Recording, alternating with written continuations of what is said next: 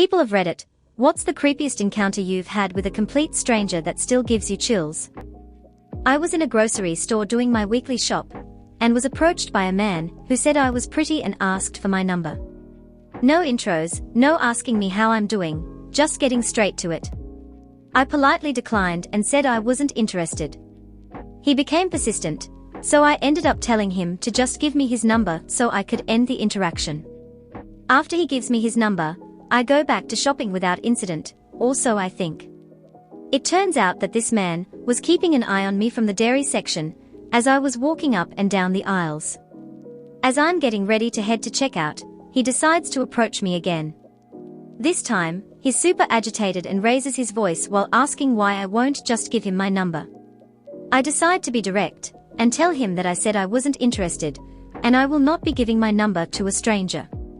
He really had an issue with it, became irate, and had to be removed from the store.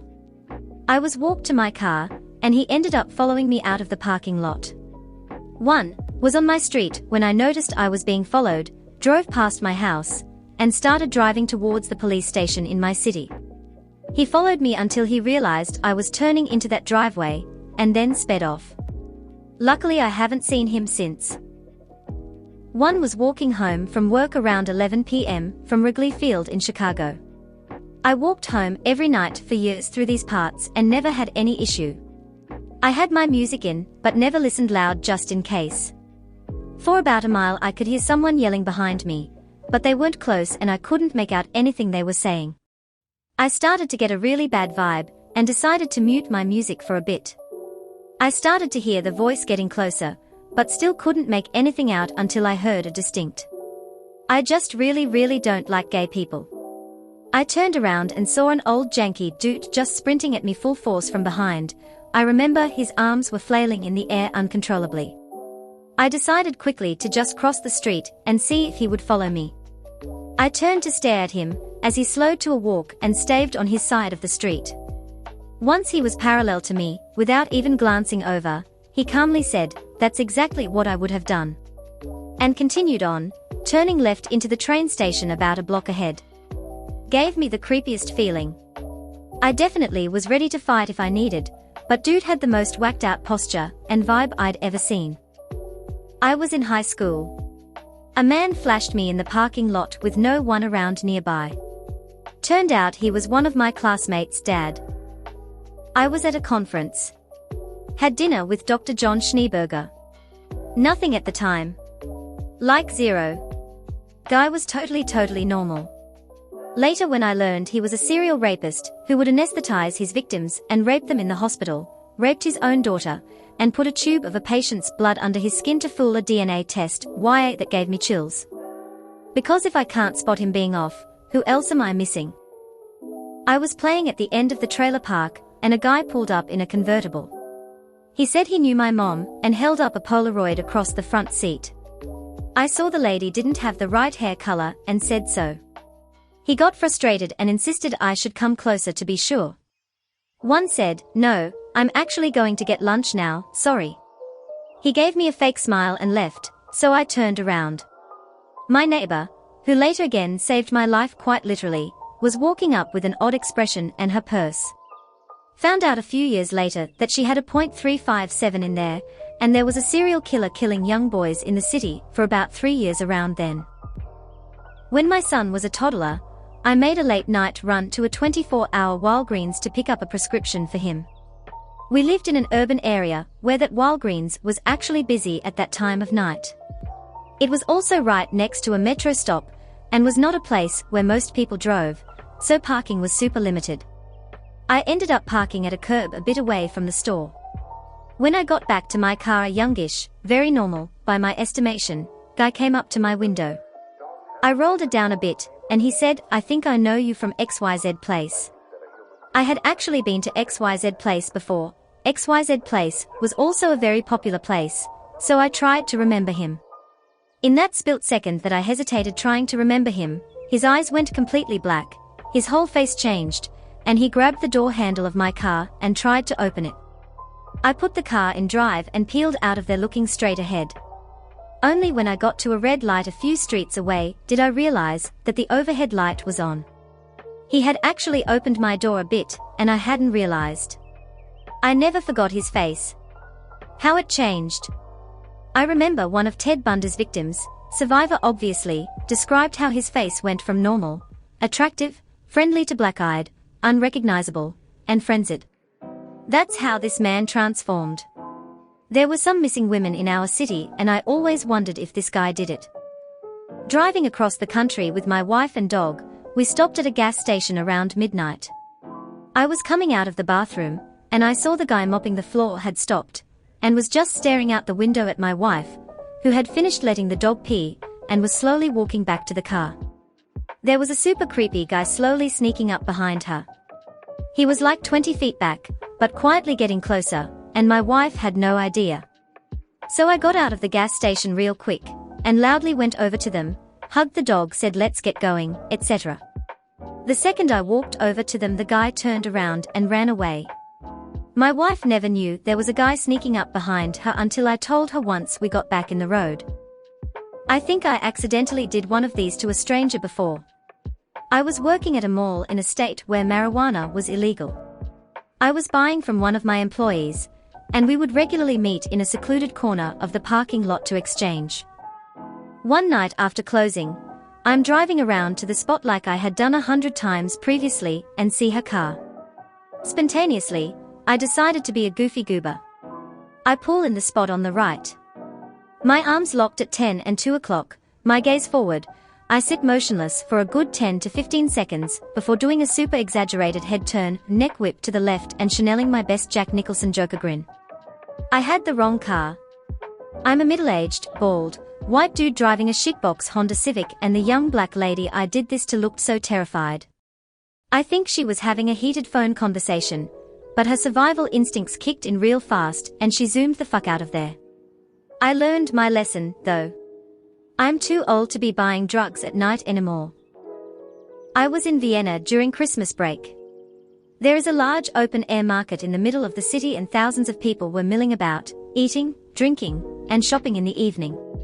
A very attractive blonde woman with light blue eyes bumps into me, and in accented English apologizes.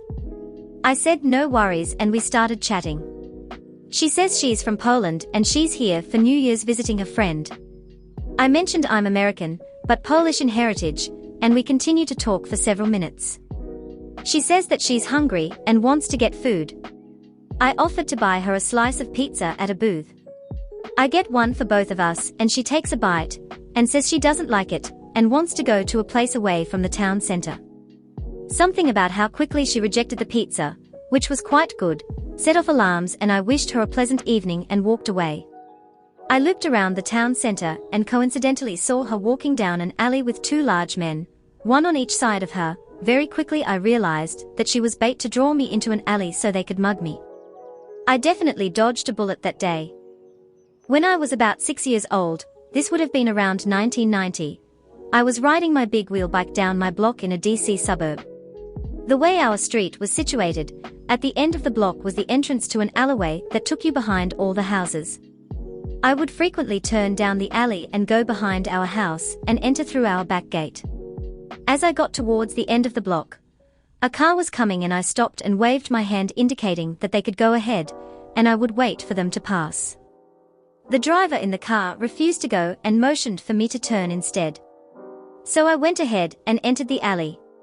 One got about halfway up the alley, not quite to my house, when someone grabbed me from behind. It was the driver and she was pissed. She had turned into the alley after me, drove down, parked her car in the middle of the alley and gotten out. She yanked me up by the arm and screamed in my face, "Don't you ever use police signals with me." Immediately began sobbing, ran to my house and told my parents. By the time they ran out the back door, the driver was gone. I'm 38 now and still think about it.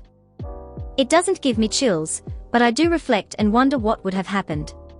We had just moved from Illinois to Florida. I had just turned 12, so this was 86. It was a weekend.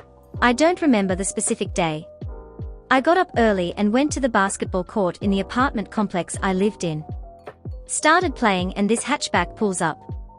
Guy gets out of the car and asks if he can shoot around with me. He's talking to me, Don't remember the actual conversation. I do remember him telling me that he had a job interview and needed to borrow a comb. He asked me if I had one and I told him yeah. He asked to borrow it and I said sure, I just need to go grab it real quick. He said that he would drive me and I told him, no, that's okay. I live right over there and I could walk. He was pretty insistent on giving me a ride. Finally I just told him that I'd be right back. Went towards my house through the courtyard, but never went there. Waited around the corner to see what he was doing. One of the older girls that I played ball with showed up. He left a couple minutes later. Coming from small town Illinois, I was pretty naive. But that whole thing felt off. The dude didn't bother me, just the insistence on him giving me a ride. One was 7. One of our neighbors was walking while I was playing in the yard. She asked me some questions. My mom came out and spoke to her. Everything seemed normal. My mom went back inside. Now I was playing with my dolls outside. Typically little girl playing with her baby doll. She leans in and starts talking to me. She says something like, you could be my little dolly. I'll dress you. Change you. You can be my pretty helpless doll. Then I remember her giving me a kiss. One freaked out and ran inside. My mom came out, talked to the lady and didn't believe me. I was really into hitchhiking in California years ago. 99% of the drivers were super cool, and I made great memories. And then about 1 in 100 drivers were creepy AF, or just really weird. So many crazy stories. The craziest and creepiest was on a month-long hitchhiking trip up and down the 101. In the middle of the night I got picked up by a van. Almost immediately when I entered the car I got some yellow flags, trash everywhere, a rancid stank, and the dude was morbidly and visually unclean. I tried to make a little small talk and introduced myself, as usual, but he didn't respond, just kept driving. Red flag number 1 was the first thing this dude said to me in a dead-ass serious tone was, "Haven't been a lot of murders this year, have there?" I nervously laughed and started thinking about an exit plan. Red flag number 2 was I realized the van locks had been cut off. They were the pop-up and down door locks and they were just chopped down, so I couldn't unlock the door. I started freaking out a little bit, and he was also driving really fast. I ended up faking like I was sick and about to throw up. I got him to pull over, but he didn't turn off the car or unlock the doors. I frantically climbed back into the back of the van, and Jimmy D the trunk open. I then sprinted into the forest. Still gives me chills to think about that encounter to this day. I was alone at the gas station when a guy in a brown suit holding some container of pink liquid came out of a white panel van and walked over to me. He told me that he was selling the liquid as some kind of carpet cleaner. I still lived at home and had no need to add to my parents' cleaning supplies. Especially since this was an unmarked container that looked like paint remover. I explained this to him while just having a bad feeling in general. I don't know exactly why, but my spidey sense was tingling. He asked where I was going and I exaggerated a board game night at my friend's into a party at my friend's house. He smiled and said, "I bet you get all the girls at a party like that." I didn't. "I used to be like that when I was younger," he continued. Then, something changed in his face and my internal danger sense lowered. "We're cool, man," he said as he smiled at me and closed himself back into the panel van. It could have been a face value interaction, but to this day I feel like it would have been a big problem if we weren't cool by the end of the conversation. I was 12 and staying with my parents at a hotel in Dallas. I was in the adjoining room. At some point in the evening I got a call on my hotel phone and answered it. A man claiming to be hotel security told me to unlock my door so they could do security checks when they do their rounds. I told him okay and hung up. I then went to my folks' room and told them to unlock their door so security could check on them. Clearly my folks were upset and explained that the door locks were there to protect me. Later that night I awoke to pulling on my door. It was creepy AF. I was over a friend of a friend's house a couple years ago. I can't remember if it was basketball, soccer or boxing, but my friend had been invited to this guy's house to watch an event, and since we were already together he invited me too. All day this guy talked about his dogs, 3 pit bulls, and how much he loved them. He talked about their look and their size and their bloodline, and what they knew how to do, on and on about his dogs. Later in the evening, around 7 p.m, we are having a couple beers hanging in the living room, and there's a raucous from the kitchen. One of the dogs had bit his daughter. He grabs the dog by the collar, takes it outside. A couple minutes later I hear the loud snap of a gunshot. He comes back in, sits down like nothing happened. Joking, talking about the game. I must have been staring at him, because after a while he focuses on me, laughs obnoxiously, and goes, "Yeah, yep. And I don't even like you." I am a petite woman, and I was walking my dog before a hike in the early AM in the city. I cross paths with a man going the opposite direction, and make eye contact and give a polite smile. The man abruptly turns around and starts walking behind me. I turn, he turns. The next block, I turn, he turns. The third turn, when he followed me, I start to jog a little and look back, and he has started to jog. Take out my cell phone and wake up my husband and yelling into my phone say, "Hey, I am almost home, can you meet me outside the house?" I stayed on the phone with him repeating the same request. He was confused but complied, and when I made the last turn onto my block, the man turned the opposite way. I was shaking and immediately broke down crying when I got to my husband waiting for me outside. I always wonder what this man's motives were or what would have happened if I hadn't taken out my phone and called my husband. I was riding the bus home from work one day and was a dozen or so stops away from my stop when a woman wearing a mask, pre-pandemic, so it was out of the ordinary, but still not totally strange, got on. As she walked down the aisle, she loudly announced to the bus, "I have SARS, Ebola, and HIV." Of course she sat down right behind me. As we rode along, she had a few loud, strange outbursts, but everyone just politely gave her a wide berth, as there was clearly something mentally going wrong with her. We were 3 to 4 stops away from where I normally got off, when she leaned forward to whisper in my ear, "I'm gonna lick your neck." And then she did. I've been on vacation recently in Thailand, and I was walking with my 12-year-old cousin in the middle of the night to go buy some snacks from the grocery. I left the store for a couple of minutes to answer a phone call, and when I got back a white man was standing next to him asking him if he wanted to smoke weed, so I just walked in front of him and blocked his view from my cousin and told him to leave. While we were walking back to the hotel I could feel someone behind us and kept looking back every now and then. When I entered the lobby of the hotel I saw him walking away from us. That 10-minute walk back to the hotel, I was so scared and creeped out that he'd do something to us. So, I went to this music store to buy some strings for my violin. Because it was a 5-string, both an E, the highest on a violin, and C, the lowest on a viola, I had to buy a pack for a violin and the C string separately. I know this is boring, but it is all relevant, I promise. When I go to pay, the clerk helps put the C string into the other pack and hands it to me, without ringing it up, and I put it in my case and zip it up. The next day he shows up at my door, having looked up my address, saying he can get me arrested for theft, and it was on the cameras.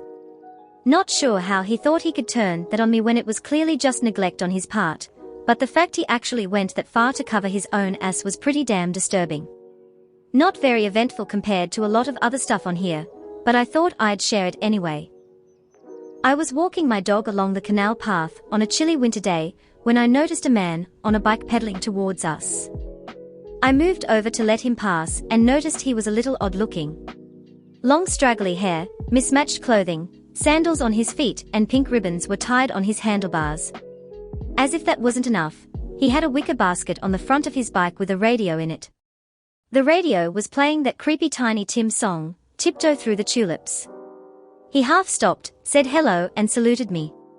I said hi and saluted him back. He grinned and said, "Don't go the way I've just come, I'm expecting trouble." I didn't really know what to say, so I said thanks, and he cycled away. It was all a bit strange and off, so I did what he said and walked back the way we'd come. I've never seen him again. Pretty sure I was almost abducted as a 9 or 10-year-old. I showed up at a neighborhood playground, and it was empty except for a man standing there. He called out to me, and I came a bit closer.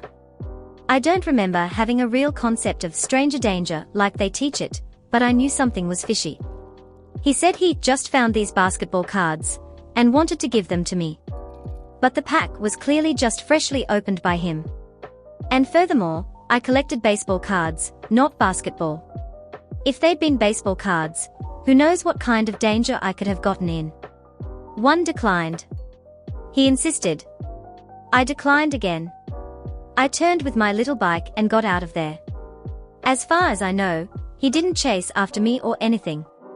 I don't think I fully understood the danger I was in. I didn't even mention the encounter to my parents until years later. I filed away the memory, and then years later it popped up and a light bulb went off. At 16 I was admitted into adolescent psychiatry for a few days, due to my mom setting me up, even had a staff member tell me you don't belong here, why are you here?